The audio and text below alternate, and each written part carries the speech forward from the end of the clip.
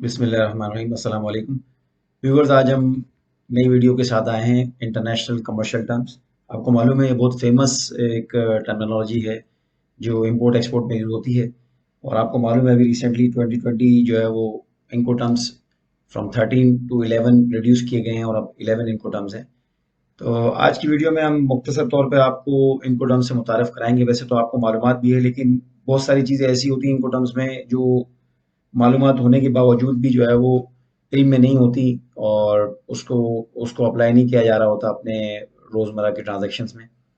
तो मुख्तसर तौर पे हम देख लेते हैं कि यहाँ जो आपको नज़र आ रहा है ऑब्लिगेशन, रिस्क, कॉस्ट, ये 3 मेन फैक्टर हैं जो इनको टर्म्स में देखे जाते हैं। और आपको यहाँ नज़र आ रहा है सेलर्स को मैंने ब्लू कलर से और बायर्स को मैंने आप ब्राउन या ऑरेंज कलर के लिए उनसे मैंने रिप्रेजेंट किया है।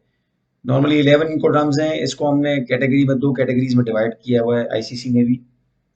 7 इनको टर्म्स वो हैं जो rules for any mode of transport में यूज हो सकते हैं। आप किसी भी मोड ऑफ ट्रांसपोर्ट में जो है वो ये 7 रूल्स यूज कर सकते हैं। जबकि बाकी जो 3 रूल्स हैं उनको जो है वो आप सी या वाटर वे ट्रांसपोर्ट में या इंलैंड ट्रांसपोर्ट में आप यूज कर सकते हैं। और जब हम आगे इसको थोड़ा सा पढ़ेंगे तो आपको अंदाजा भी होगा कि ये इनको टर्म्स वाकई वहीं यूज होने चाहिए, क्योंकि और मोड ऑफ ट्रांसपोर्ट में इनका काम नहीं है। आइए चलते हैं, सबसे पहले एक्सपक्स को देखते हैं जो कि rule for any mode of transport है।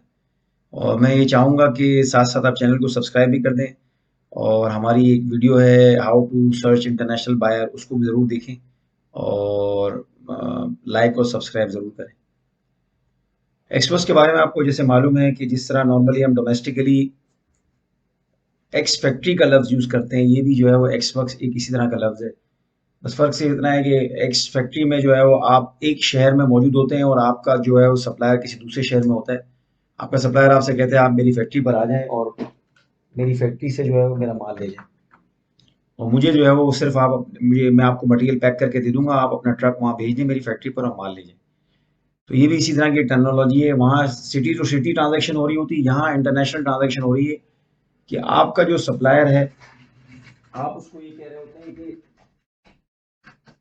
मैं आपकी फैक्ट्री पे आकर आपका मटेरियल जो है वो ले लूंगा। उसके लिए आप क्या करते हैं कि आप अपना एक एजेंट नॉमिनेट करते हैं जो आपकी अपनी कंट्री में ही मौजूद है, उससे बात करके आप उसके वहाँ के एजेंट से कांटेक्ट कराकर वहाँ आप एजेंट से मटेरियल उठवा लेते हैं। नॉर्मली आप ये जो less than container load shipment होती हैं उनमें ही करते हैं, जिसको एलसीएल कहलाते हैं।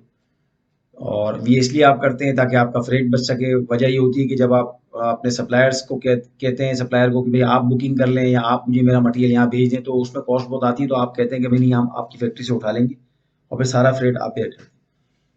तो उसमें सिर्फ फ्रेट नहीं होता, बल्कि फैक्ट्री से जब आप कोई मटेरियल उठाते हैं तो जैसे कि यहाँ आपको नजर आ रहा है कि कॉस्ट और रिस्क फैक्ट्री से उठने के बाद सब ट्रांसफर हो जाता है बायर की तरफ। सारी रिस्पॉन्सिबिलिटी बायर की होती है। बस इसमें एक एम पॉइंट है, वो ये कि आपको एक प्लेस ऑफ डिलीवरी जो है वो तय करनी है, चाहे वो सप्लायर्स की फैक्ट्री है या कोई और जगह है सप्लायर की, ताकि जो है वो रिस्क वहाँ से ट्रांसफर हो सके बायर की तरफ। तो नॉर्मली ये जो है वो लेस देन कंटेनर लोड में यूज होता है और फ्रेट बचाने के लिए भी यूज होता है। और जाहिर सी बात है इसमें इंश्योरेंस वगैरह भी आपने खुद करानी होती है, और ऑब्लिगेशन सारी बायर के ऊपर होती है, रिस्क भी बायर के ऊपर होता है, और कॉस्ट भी जो है वो मटेरियल की कॉस्ट के अलावा बाकी सारी कॉस्ट जो सप्लायर की फैक्ट्री से बायर तक की फैक्ट्री तक होती है या बायर तक की के वेयर हाउस या उसकी जो भी है लोकेशन, वहां तक सारी जिम्मेदारी बायर की होती है। नंबर 2 हम देखते हैं एफसीए। ये थोड़ा सा उससे एक स्टेप आगे है, और इसमें दोनों सूरतें हो सकती हैं कि एफसीए में भी जो है वो एक्सवर्क्स की तरह आप सप्लायर की फैक्ट्री से ही माल उठा सकते हैं, और दूसरी सूरत ये हो सकती है जो यहाँ नजर आ रही है, वो ये कि आप सप्लायर को कहते हैं कि भाई आप अपनी गाड़ी कराकर जो मेरा माल है, बीइंग अ बायर, आप मेरा माल मेरे एजेंट के वेयर हाउस तक पहुंचा दें। अब लेट्स से आपका एजेंट किसी ऐसी जगह पर मौजूद है जो आपकी सप्लायर की फैक्ट्री से 30 किलोमीटर दूर है, तो आप उसको ये कहते हैं कि जो है वो आप मेरा माल वहां पहुंचा दें। तो वो जो है वो आपका माल वहां पहुंचा देता है, वहां गाड़ी खड़ी कर देता है, फिर आपका एजेंट वहां उसकी अनलोडिंग करता है और फिर वहां से रिस्क ट्रांसफर हो जाता है। तो ये उसके बाद की जितनी ऑब्लिगेशन होती है वेयर हाउस तक, एजेंट के वेयर हाउस तक, जो सेलर की अपनी कंट्री में मौजूद होता है वहां से लेकर और फिर जो है वो बायर की फैक्ट्री तक जितनी भी ऑब्लिगेशन है, रिस्क है, कॉस्ट है, ये सब कौन बेयर करता है? बायर बेयर करता है। इसमें भी जो अहम चीज़ है वो ये है कि प्लेस ऑफ डिलीवरी जो है वो लाजमी पता होनी चाहिए, ताकि जो है रिस्क कहाँ ट्रांसफर हो रहा है ये पता हो। और इसमें एक सूरत ये हो जाती है कि एक्सवर्क्स में तो कोई ट्रांसपोर्टेशन वगैरह सप्लायर बेयर नहीं कर रहा था, लेकिन इस केस में जो है वो सप्लायर ट्रांसपोर्टेशन भी बेयर कर रहा है। वो आपके एजेंट के वेयरहाउस तक थोड़ी ट्रांसपोर्टेशन ले रहा है। अब ये डिपेंड करता है कि दोनों सूरतों में से आप ये वाली सूरत लेते हैं जो फर्स्ट नंबर में मौजूद है, या ये वाली सूरत लेते हैं कि आपके एजेंट तक के वेयरहाउस तक माल पहुंचाया जाए। तीसरी सूरत थोड़ा इससे आगे बढ़कर है। हम पहले बात कर रहे थे एक्सवर्क्स पे माल फैक्ट्री से उठा रहे थे, फिर हमने अपना माल सेलर को कहा हमारे एजेंट के वेयरहाउस तक पहुंचा दें। तीसरे केस में है कि आप सेलर को ये कह रहे हैं कि आप मटेरियल मेरी जो डेस्टिनेशन है वहां तक मुझे पहुंचा कर दें। जैसे यहाँ आपको नजर आ रहा है कि कॉस्ट जो है वो सेलर अपनी फैक्ट्री से लेके जो बायर की लोकेशन है वहां तक बेयर कर रहे हैं, फैक्ट्री तक नहीं बल्कि बायर की लोकेशन तक बेयर कर रहे हैं। तो ये ब्लू कलर उसको रिप्रेजेंट कर रहा है। इसी तरह रिस्क जो है वो इसमें ट्रांसफर जब होता है जब बायर जो है वो सेलर जो है मटेरियल निकाल देता है बायर की फैक्ट्री के लिए, और वो जो है वो लोड किया हुआ होता है उसके ऊपर। तो उस सूरत में ये होता है कि चूंकि सेलर ने जो है वो मटेरियल हवाले कर दिया है किसी कैरियज को या किसी ट्रांसपोर्टर को या किसी एयरलाइन को, तो वहां से उसका रिस्क ट्रांसफर हो जाता है और वो रिस्क बायर के एंड पर होता है। बायर को चाहिए कि वो उसकी इंश्योरेंस कराए अपने रिस्क को कवर करने के लिए। तो इसमें दो लोकेशन बहुत इंपॉर्टेंट होती हैं, जिनको आप कह सकते हैं कि first place of delivery for transfer of risk. Place of delivery कहाँ होगी ताकि ट्रांसफर ऑफ रिस्क जो है वो आसानी से हो सके। ये नॉर्मली डोमेस्टिकली यूज होता है। जैसे मिसाल के तौर पर आप कोई बाय एयर की शिपमेंट कर रहे हैं, आपके एयरपोर्ट से एयरपोर्ट तक की कोई डिलीवरी है, या आप डोमेस्टिकली जो है आप ये चाहते हैं कि एक सिटी से आपके वेयर हाउस तक सप्लायर अपनी जो है वो वेयर हाउस अपने वेयर हाउस से लेकर आपकी जो वेयर हाउस है या आपकी जो सिटी है उस तक जो है आपको मटेरियल पहुंचा दे, तो ये भी इस सूरत में सीपीडी को यूज किया जा सकता है। अच्छा, सीपीडी से थोड़ा हम आगे और बढ़ते हैं। एक्सवर्क्स में ये हो रहा था हम कुछ भी पे नहीं कर रहा था, बीइंग सेलर कुछ भी पे नहीं कर रहा था, सब काम बायर ऑब्लिगेशन सारी बायर की थी। एफसीए में थोड़ा सा बढ़ गया, सेलर ने जो है वो मटेरियल जो है वो एजेंट जो बायर का एजेंट है उसके वेयरहाउस तक पहुंचा दिया। थर्ड में ये हुआ कि सेलर ने वो मटेरियल उठाया और बायर के डेस्टिनेशन तक पहुंचा दिया और उसमें सारी कॉस्ट बेयर की। ऑल दो के रिस्क मार्ट जो है वो जब वहीं ट्रांसफर हो गया था जब सेलर ने जो है ट्रांसपोर्टेशन के लिए माल जो है लोड कर दिया था। इसमें एक थोड़ी चीज़ और बढ़ गई है, वो ये कि सीआईपी, इसमें इंश्योरेंस बढ़ गई है।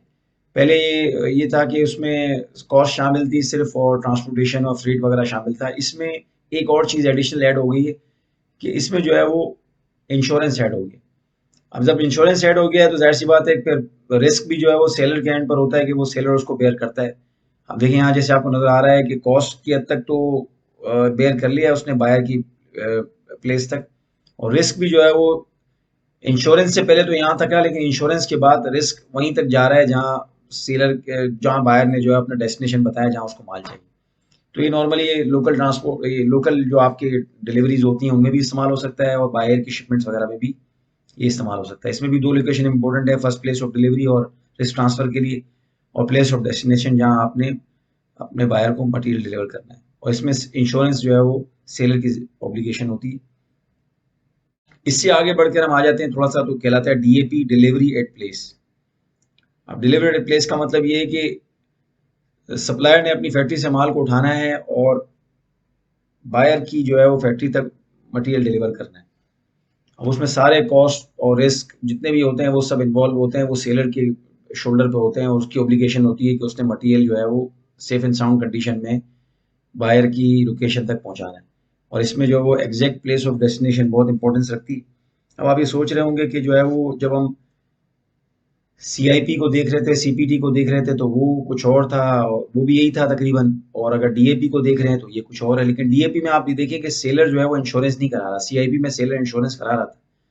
और यहाँ जो है वो रिस्क पूरा सेलर के ऊपर है जब तक माल डिलीवर नहीं होता, हालांकि इसमें इंश्योरेंस नहीं है इसके बावजूद।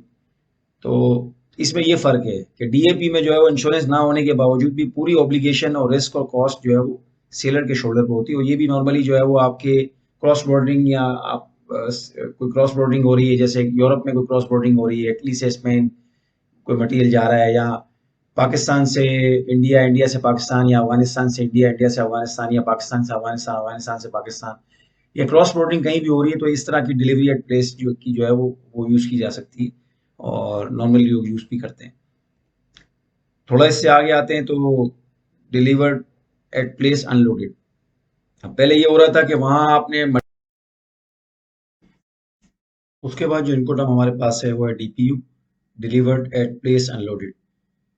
डीएपी में आपने देखा था कि प्लेस पे जो है वो मटेरियल पहुंचा दिया गया था लेकिन अनलोड नहीं हुआ था, जबकि डीपीयू में ये हो रहा है कि माल वहां पहुंचा दिया गया है और अनलोड भी किया गया है। अब आप ये सोचेंगे कि अनलोडिंग और लोडिंग का इतना सा फर्क, जी हाँ ये हो सकता है। उसकी वजह ये है कि बाज दफ़ा ऐसा होता है कि सिटी टू सिटी या बॉर्डर टू बॉर्डर ट्रांजैक्शन में बाज दफ़ा आपको आपकी लेबर की अरेंजमेंट नहीं होती, और बार बार आप म्यूचुअल किसी वेयर हाउस पे या किसी ऐसी कंपनी में माल डिलीवर कर रहे होते हैं जिनका सिर्फ वेयर हाउस मौजूद है, वहाँ कोई एम्प्लॉय नहीं है, कोई लेबर नहीं है कि आपका मटेरियल उतारेगी। तो आप ये चाहते हैं कि आपका सेलर जो है वहाँ लेबर की अरेंजमेंट भी करके रखे या गाड़ी के साथ भेजे, ताकि आपके वेयर हाउस पर ये माल वहाँ उतार सकें, और सिर्फ जो माल काउंटिंग करने वाला बंदा है वो काउंटिंग करके सिर्फ आपके सिस्टम में उसको अपलोड कर दे। तो ये भी क्रॉस बोर्डिंग में ही इस तरह इस्तेमाल हो सकता है कि आप ये चाहते हैं कि आपकी लेट से इटली में जो है वो लेबर महंगी है और स्पेन की लेबर सस्ती है, तो स्पेन के बॉर्डर से लेकर इटली के अंदर जो बायर का वेयर हाउस है या जो फैक्ट्री है वहां तक जो है वो स्पेन की लेबर जो है मटेरियल को अनलोड करके दे दे वहां पर, और फिर उसके साथ गाड़ी के साथ बैठ के वापस चली जाए स्पेन। तो ऐसी सूरत भी हो सकती है। नॉर्मली कुछ शिपमेंटों में इस तरह के मामला भी हो सकते हैं जब आप क्रॉस बॉर्डरिंग या लोकल डिलीवरीज कर रहे होते हैं। इससे आगे आ जाते हैं, हमने देखा था ये वाइस वर्सा एक्सवर्क्स का, हमने ये देखा था कि डीडीपी हमने देखा था एक्सवर्क्स। एक्सवर्क्स में ये हुआ था कि सप्लायर की फैक्ट्री से बायर सारी जिम्मेदारियां उठा रहा है और यहाँ अपनी फैक्ट्री तक लेकर आ रहा है माल को, सारी रिस्क एंड कॉस्ट बेयर कर रहा है। डीडीपी उसका वाइस वर्सा है, उसमें ये हो रहा है कि सेलर जो है सारी ऑब्लिगेशन और सारे रिस्क और सारी कॉस्ट बेयर कर रहा है।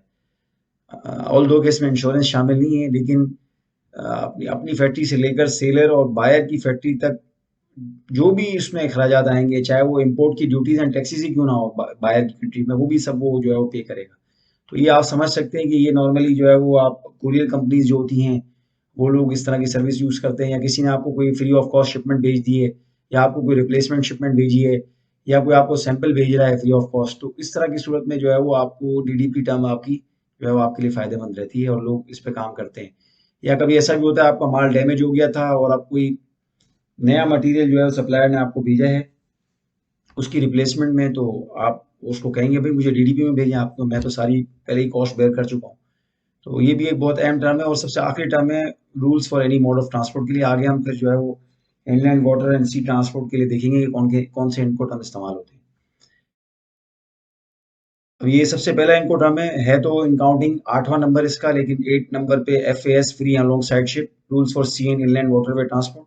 आईसीसी के रूल्स के मुताबिक ये rules for sea inland waterway transport का पहला इनको टर्म है, और इन टोटल ये नंबर 8 पर है। इसका मतलब क्या है? बाज़ दफ़ा ऐसा होता है कि आपकी शिपमेंट जो है वो बल्क कार्गो होता है, तो बल्क कार्गो होने की वजह से ये होता है कि आप ये चाह रहे होते हैं, अब ज़ाहिर-सी बात है जहाज़ तो पूरा आप अपनी फैक्ट्री पर लेके नहीं आ सकते। तो सेलर क्या करता है, बायर और सेलर एक-दूसरे से FAS पर एग्रीमेंट कर लेते हैं। सेलर अपनी फैक्ट्री से जो है वो ट्रांसपोर्टेशन की अरेंजमेंट करता है, और जो चार्टर वेसल होते हैं, बल्क वेसल होते हैं, उनके बराबर में जाके अपना माल रख देते हैं। सारे ट्रक वहाँ आते जाते हैं और वहाँ मटेरियल रखते जाते हैं, और फिर उसके बाद ये होता है कि जो जहाज़ की इंतज़ामिया होती है वो फिर बाद में जो है वो जहाज़ को किस तरह माल लोड करना है जहाज़ के ऊपर, वो फिर उसको अपने हिसाब से जो है वो लूज़ली लोड करते हैं। तो उस सूरत में जो है फ्री अलोंग साइड शिप में बायर की तरफ से सेलर को एक जहाज़ का नाम दे दिया जाता है कि ये जहाज़ है, इस पे आपने माल लोड करना है। अच्छा, यहाँ भी जो है वो अहम पॉइंट ये है कि आपको लोडिंग पॉइंट पॉइंट का पता होना चाहिए। The parties as well advise to specify clearly as possible, ये लाजमी ये क्लियर होना चाहिए कि ये मटेरियल कहाँ आपने डिलीवर करना है।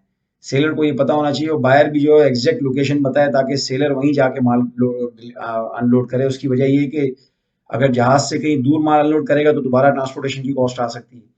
और फिर दूसरा ये कि सेलर को इस बात का ख्याल भी रखना है कि टाइम और डेट क्या है।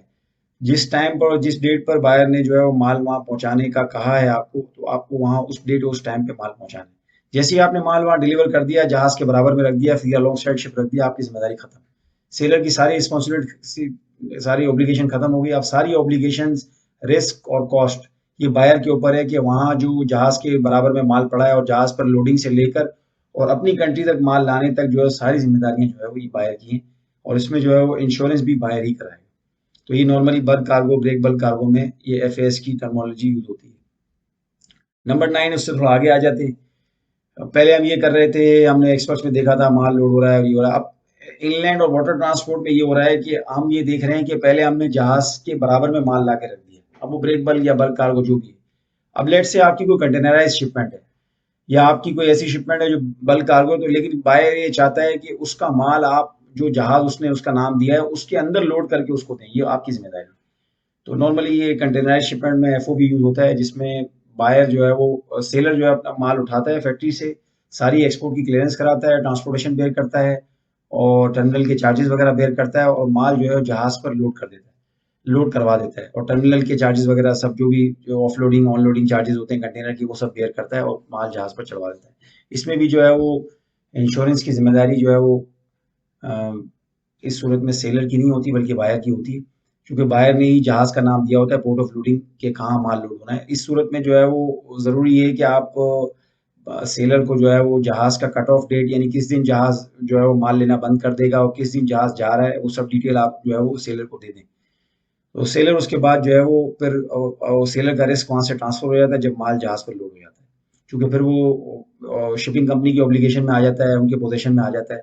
तो वहाँ से फिर सारी जिम्मेदारी जो है वो बायर के एंड पर आ जाती है। अगर वो इंश्योरेंस करा ले तो जाहिर सी बात है फिर वो इंश्योरेंस कंपनी से उसका क्लेम कर सकता है अगर कोई कंसाइनमेंट के साथ या शिपमेंट के साथ कुछ हो गया तो। नंबर 10 सीएफआर है, इससे थोड़ा आगे आ जाते हैं। सीएफआर में ये हो रहा है कि कॉस्ट एंड फ्रेट। एफएस में हो रहा था माल जहाज के बराबर में रख दिया, एफओबी में हुआ माल जहाज के ऊपर लोड कर दिया। सीएफआर में ये हो रहा है कि अब जो जहाज का किराया है जो बायर के डेस्टिनेशन तक है वो भी जो है वो सेलर बेयर करेगा। तो इस सूरत में सिर्फ एक फ्रेट ऐड हो रहा है, जो भी ओवरसीज फ्रेट होगा चाहे वो डॉलर में हो या किसी भी सूरत में हो, तो उस सूरत में सारी बुकिंग जहाज की और सारी जो है वो अरेंजमेंट जो है वो कंटेनर की, टर्मिनल चार्जेस, फ्रेट चार्जेस, जो भी शिपिंग कंपनी के भी जो चार्जेस होंगे वो सारे जो है सेलर की जिम्मेदारी है। इस केस में भी जो है सेलर की ऑब्लिगेशन जो है वो जहाज पर माल लोड करने के बाद खत्म हो जाती है। उसकी वजह ये है कि उसके बाद उसको पता नहीं कि शिपिंग लाइन के पोजीशन में अगर जहाज के ऊपर या जहाज के अंदर कोई पानी आ गया या माल खराब हो गया तो सेलर उसका जिम्मेदार नहीं है। उसके लिए बायर को जो है वो मेरीन कवर नोट, इंश्योरेंस वगैरह जो है वो उसको ऐड करानी चाहिए ताकि जो है वो अपने माल को सिक्योर कर सके। इस तरह लास्ट जो इनका टर्म है वो सीआईएफ है। मैं आपसे फिर रिक्वेस्ट करूंगा कि चैनल को जरूर सब्सक्राइब करें, आगे बहुत सारी वीडियोस हैं इंपोर्ट एक्सपोर्ट के हवाले से और मल्टीपल जो है वो इंफॉर्मेशन के हवाले से वीडियोस आती रहेंगी। तो हमारे चैनल को जरूर सब्सक्राइब करें, वीडियो को लाइक करें। सीआईएफ जो है वो कॉस्ट, इंश्योरेंस एंड फ्रेट है, लास्ट इनको टर्म है, और ये भी rule for sea and inland water transport का लास्ट जो है इनको टर्म है, फोर्थ इनको टर्म आप कह सकते हैं। इसमें ये हो रहा है कि एक इंश्योरेंस जो है वो उसका इजाफा हो रहा है। सेलर जहां तक सारी कॉस्ट बेयर कर रहा है बायर की डेस्टिनेशन तक, अब वो बायर के डेस्टिनेशन तक या बायर के वेयर हाउस तक इंश्योरेंस की कॉस्ट भी बेयर कर रहा है और माल को चाहता है कि माल बाहिफाजत तरीके से जो है वो बायर की वेयर हाउस तक या उसके डेस्टिनेशन तक या उसके पोर्ट तक पहुंच जाए। ये उस सूरत में होता है जब आपको लग रहा है कि आपके पास कोई फ्रेट का एजेंट नहीं है और आप चाहते हैं कि जो है वो इतनी सारी झंझटों में ना पड़े, बल्कि सप्लायर को कह देते हैं कि भाई आप सारा काम आप करेंगे, मुझे तो सिर्फ मेरा माल चाहिए फैक्ट्री को। तो उम्मीद है ये वीडियो आपको पसंद आई होगी।